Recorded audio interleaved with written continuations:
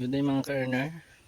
So ngayon pala ay lilinisan ko yung daanan papunta dito sa farm kasi nga para naman maiwasan natin yung ahas. Syempre nakakatakot din kasi pag madaming puno. Yan. Ito pinutol ko na kanina, yung iba nilagay ko na rin doon. Tapos ayan. Puputulin ko to, nililinisan ko para maluwag. At hindi na kailangan umiwas-iwas sa mga puno pag pupunta dito. Ayan, putol ako. Then dito nga plan ko nga ay ano, iniiwasan ko pa yung mga dahon-dahon. Plan ko nga ay dito na ako mag i-clearing ko to para pwede idaan yung kulong-kulong. Yung itak ko.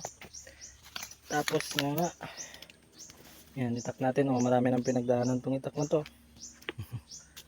Ito kasi ay daanan to ng tubig. Hindi naman makakadaan yung kulong-kulong dito dahil hindi pantay yung lupa niya. Pero ito, i-clear ko tong mga to. Ayan, pag diretso yan, ito. Kapag ito diniretso, i-clear hanggang doon, pwede makakadaan yung kulong-kulong or yung motor. Ito, i-clear to diretso doon sa kanina kung saan ako nag-start ng video. Tapos ito, i-clear. Marami naman yung puputulin guys. So ito naman ay kay ano naman to, kay tatay naman to. So sa amin naman to. Ayan. Hiningal ako guys. Mga ka-earner. Ito kasi masikip yung daanan. Kapag dito, matarik masyado. Diyan ko nga dinadaan yung bike ko eh. Pero dito, laking puno. Ayan, masyado pang masikip.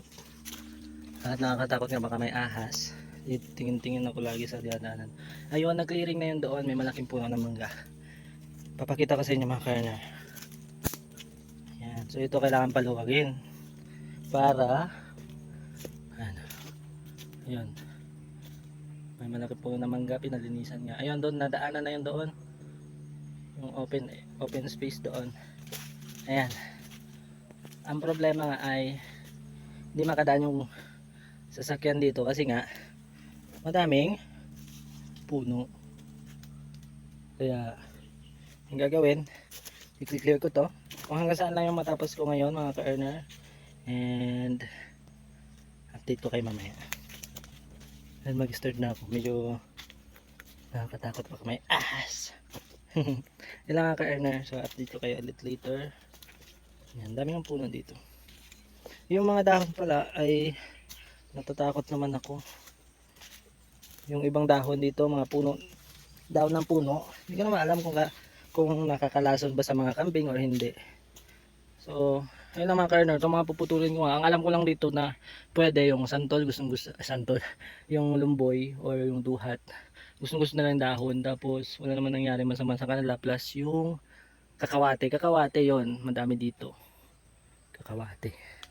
Yan, putulin ko muna ito mga ka-earner. Or doon muna kaya ako magsimula. Doon muna, paakyat.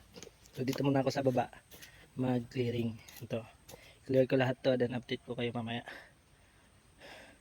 Ayan, yan na. Let's start. So far mga ka-earner, yan pa lang. Parang wala nga nangyari. Pero itong puno na to may bunga siya. Hindi ko nga alam kung nakakain ba or hindi. Pero putulin ko na siguro. Putulin ko na siya dahil nga total kailangan kong talagang i-clear ito. At magtatanim na lang ako ng mga kakawate next time. Kakawate ang ipapalit ko sa mga to. At ipil-ipil. So yung mga puno na hindi naman mapapakinabangan or although nakakatulong sila para naman hindi magkaroon ng soil erosion, pero papalitan na natin ng ibang puno yung pwede sa kambing na mga legumes. Ayan mga ka-earner, tuloy ko na. Yan pa lang oh.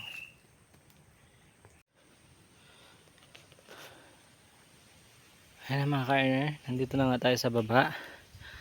At dito ako na-umpisa dahil hindi ko alam kung saan part na dapat magputol. So ayan mga ka-earner, malapit na. I think malapit na. Konting puno naman na lang yun nandoon. And then later on malapit na sasalubong na yung pinutol ko doon, tapos yung pinutol ko dito. Sana lang walang ahas mga ka-earner. So clearing, continue pa. Ayan na nga mga ka-earner, 1 hour pa lang I think, and then napagtugtong ko na sila. Tingnan natin. Pero yung sa taas wala pa, dito pa lang ako sa pababa yung kanina. Ayan, diretso to.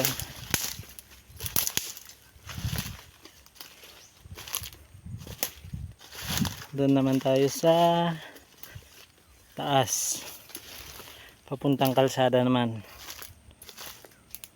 Ayan mga ka-earner, hindi pwedeng daanan tong dito. Kung ito na sana malinis na, medyo maluwag na, kaya lang daanan nga ng tubig yan, at hindi pantay yung lupa. Dito ay pantay siya. Ayan na, nandun na nga yung farm mga ka-earner. Ayan, solo ko lang, solo clearing of trees para sa daanan. Yan na mga ka-earner, sa taas naman. Sa taas naman, sa taas naman naririnig nga akong nagpuputol din ng kahoy. Kinakabahan nga ako, baka nag-overlap na yung ano, may bumili kasi ng lupa doon sa boundary, and then baka hindi nila alam kung hanggang saan.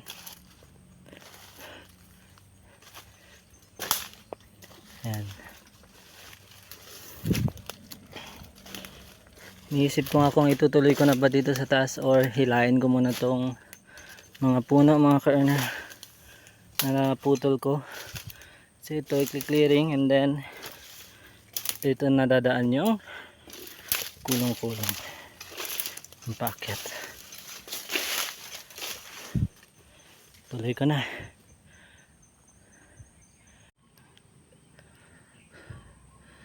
Ayan na mga ka-earner, hiningal pa ako. Pathway cleared. Mababa na muna ako at I need to drink water.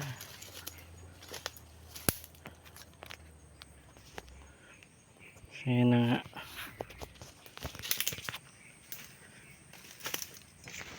Ano na kaya? Ito ay kailangan kong tanggalin. Baka hindi ko na matanggal ngayon dahil 4 o'clock na.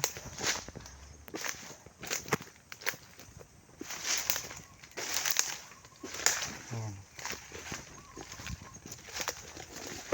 Yung iba nga dito ay gagawin kong pambakod. Tapos yung iba naman ay panggatong. Yung ibang yung mga dahon na ay susunugin natin pag natuyo na.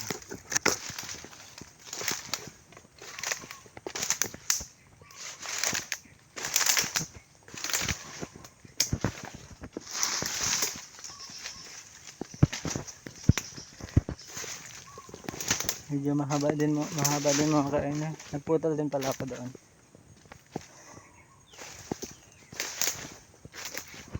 Pero hindi na pala dapat dahil tapos ko naman na to.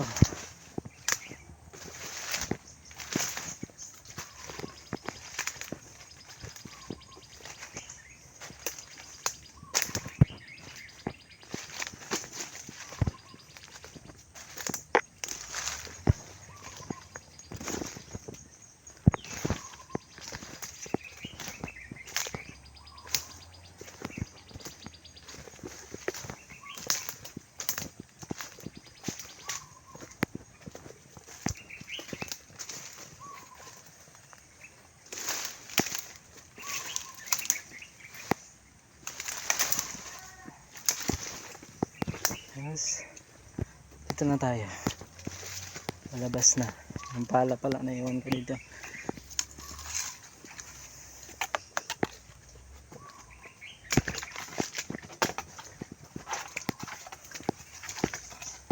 Kung whole day nga ako mga ka-earner ay natapos ko yun, kaya lang 2 o'clock na ako nag-start kanina or 1.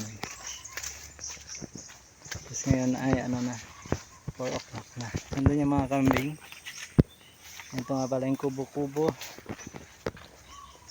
Tapos doon ay may luwan na pala yan or tolda para pag malakas yung ulan. And then ayan ang mga ka-earner, nandun na tayo. Yan ang kambing.